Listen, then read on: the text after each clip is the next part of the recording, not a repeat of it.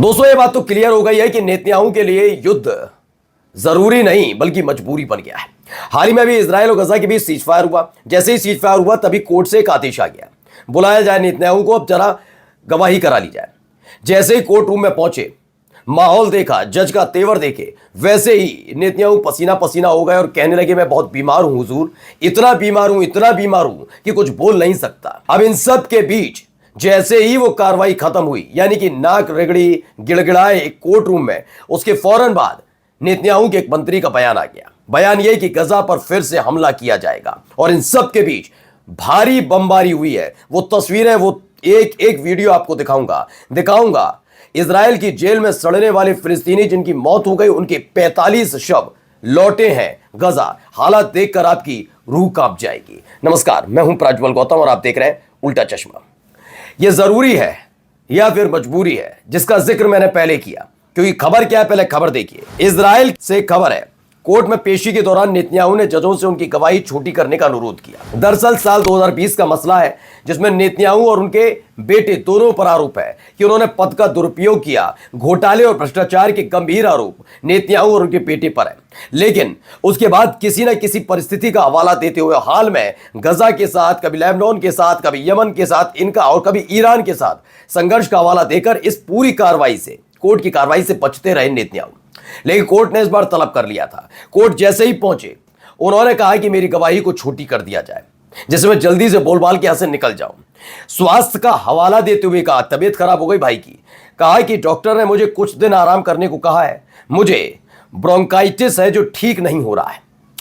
Doctor ने मुझे कम काम करने को कहा था, लेकिन मैंने कहा कि मैं नहीं कर सकता, क्या करूं, यही स्थिति है। अब जरा नेतन्याहू की इस हरकत को जरा गौर से देखिए और समझिए क्या है। दरअसल अभी हाल ही में आपने यूएन में जाकर देखा, जहां पर 180 देशों ने न्यूयॉर्क नेतन्याहू के बोलने से ठीक पहले यूएन की उस कार्रवाई को त्याग दिया था, छोड़कर चले गए थे, और फ्री फिलिस्तीन के नारे भी लगे थे। आपको याद होगा, आपने देखा न्यूयॉर्क में जाकर कैसे ट्रंप से मुलाकात हो रही है, बड़ी बड़ी बातें हो रही है, लंबे लंबे इंटरव्यू दिए जा रहे हैं, तमाम इन्फ्लुएंसर को अमेरिका में दे दिया। लेकिन कोर्ट के सामने कहा कि मेरी तबीयत खराब है, गवाही को छोटी कर दीजिए, गवाही बड़ी मत कीजिए, छोटी कर दिए, क्योंकि मैं तो भैया एकदम हो गया ब्रोंकाइटिस। अब इससे पहले नहीं था। यूएन में जब बोले, अभी अमेरिका में जाकर इन्फ्लुएंसर से मिलना, घंटों घंटों का पूरा लाइव करना, ये तमाम चीजें नहीं, लेकिन कोर्ट से बचने के लिए इस आदमी को पता है कि अगर गजा के साथ सीज फायर है, इससे दो बड़े नुकसान है। पहला यह कि कोर्ट की कार्रवाई शुरू होगी, जेल में ठूस दिया जाएगा। दूसरा ये कि एक नाकाम प्रधानमंत्री के तौर पर इतिहास में दर्ज हो जाएगा नेतन्याहू का नाम। इसीलिए पहले चरण के बाद भी, पूरा नहीं हुआ पहला चरण, लेकिन उससे पहले ही पूरी तरीके से तत्परता दिखाई जा रही है, युद्ध दोबारा शुरू हो जाए। देखिए, गजा में सीज फायर के बाद इजराइल के रक्षा मंत्री ने फिर से जंग शुरू करने की धमकी दे दी है। इन सब के बीच ये इजरायली रक्षा मंत्री हैं काट्स, उन्होंने एक ऐलान किया है, अगर हमास ने सैन्यकरण नहीं छोड़ा और सभी बंधकों के शव नहीं लौटाए तो इजराइल फिर से लड़ाई पर उतर जाएगा। दरअसल हुआ यह है कि पहला जो फेस है, उसके तहत जीवित सारे बंधक लौटाए जाने थे, हमास के कब्जे से छोड़ने थे, इजराइल पहुंचने थे, और इजराइल की जेल में 1967 जो फिलिस्तीनी थे उन्हें छोड़ा था। तो ये पूरा हो गया। अब इसके बाद है कि जो मृतक है उनको भी छोड़ना होगा। लेकिन गजा में हालात ये हैं कि अगर कब्रिस्तान कहीं बना है, वहां कई टन मलबा, ऊपर बिल्डिंग्स का मलबा इतना जमा हो गया है कि वहां हालात ठीक नहीं हो सकते, ठीक है ना। और इसी को ध्यान में रखते हुए खास तौर पर यह किया जा रहा है। अब यह दबाव डाला जा रहा है कि उसे मालूम है ये खोद कर निकाल नहीं पाएंगे। ऐसे में 20 इजरायली सैनिकों के शव के नाम पर अब सीज फायर तोड़ने के लिए तैयार बैठा है। वहीं दूसरी तरफ हमला भी शुरू कर दिया है। ये वीडियो देखिए जरा, ये देखिए, ये एयर स्ट्राइक की गई है इजराइल की तरफ से, उसके बाद की तस्वीर है। इससे जुड़ी कई और तस्वीरें निकलकर सामने आई हैं। देखिए एक और वीडियो, रात में दिन जैसा उजाला, कितना बेतहाशा, एक के बाद एक बमबारी। अंदाजा लगाइए कितना जबरदस्त विस्फोट होगा।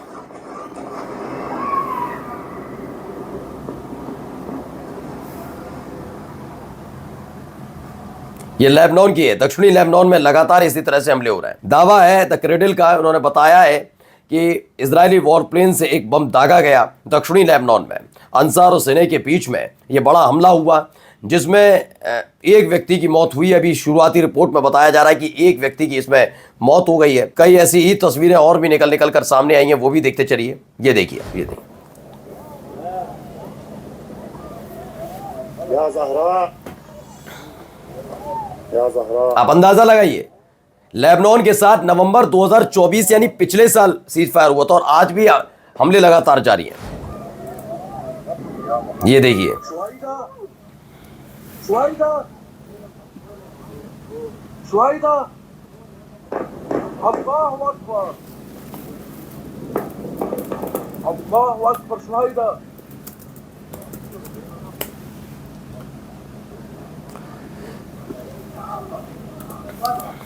ये देखिए,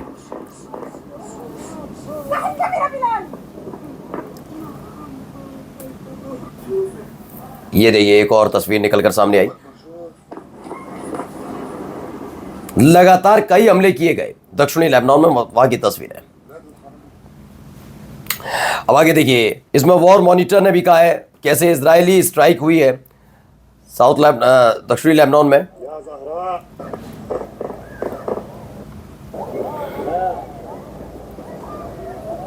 या ज़हरा।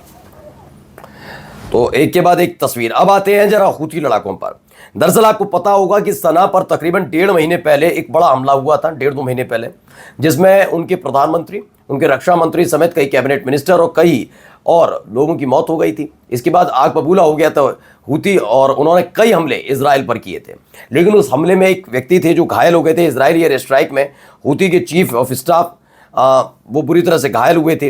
अब उनको लेकर खबर आई है, आरकेएम की खबर है कि इजराइल ने बताया कि इजराइल की एयर स्ट्राइक में हूथीज के चीफ ऑफ स्टाफ जो अल उदैदा पोर्ट पर हमला हुआ था उसमें मारे गए। ये भी दावा किया उनकी कई मिसाइलें हमने ध्वस्त कर दी थी।